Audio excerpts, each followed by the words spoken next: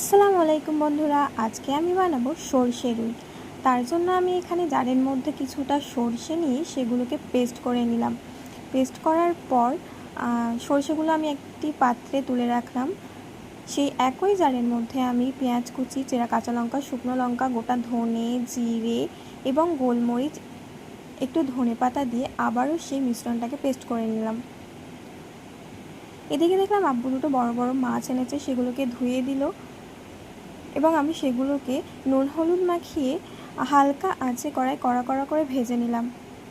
মাছগুলো কিন্তু হালকা আঁচেই ভাজতে হবে।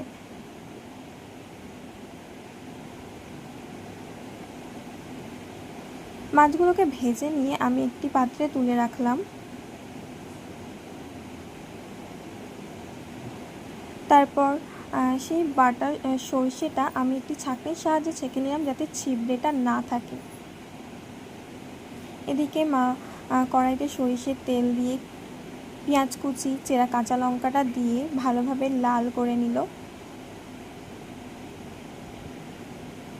লাল করে নেওয়ার পর তাতে কিছুটা আদা রসুন দিয়ে দিল। আদা রসুন দেওয়ার পর যে পেস্টটা আমরা তৈরি করে রেখেছিলাম, সেই পেস্টটা আমরা এখানে দিয়ে দেব।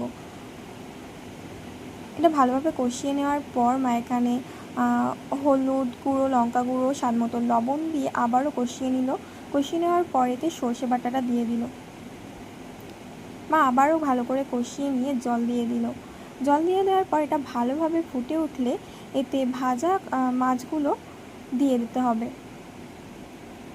এবং আঁচটা অবশ্যই আস্তে রাখতে হবে। এটা আস্তে আস্তে হলে মাছের স্বাদটা ঝোলের সঙ্গে মিশবে এবং খেতে অনেক অনেক টেস্টি হবে। আপনারা অবশ্যই বাড়িতে একবার ট্রাই করবেন। এদিকে প্রচুর পরিমাণে বৃষ্টি হচ্ছিল। এই বৃষ্টির দিনে মাছ খেতে অনেক অনেক অনেক ভালো লাগে।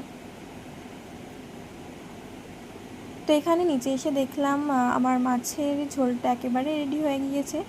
তো নামানোর পর আমি একটু ধনেপাতা দিয়ে এবং একটু কাঁচা সরিষের তেল দিয়ে গার্নিশ করে নিলাম। তারপর আমি খেতে বসলাম। দুপুরের খাবারটা পুরো জমে গিয়েছিল এই মাছের ঝোলের সঙ্গে। ভাত খাওয়ার পর আমি কিছুটা আম খেয়ে নিলাম। আল্লাহ হাফেজ।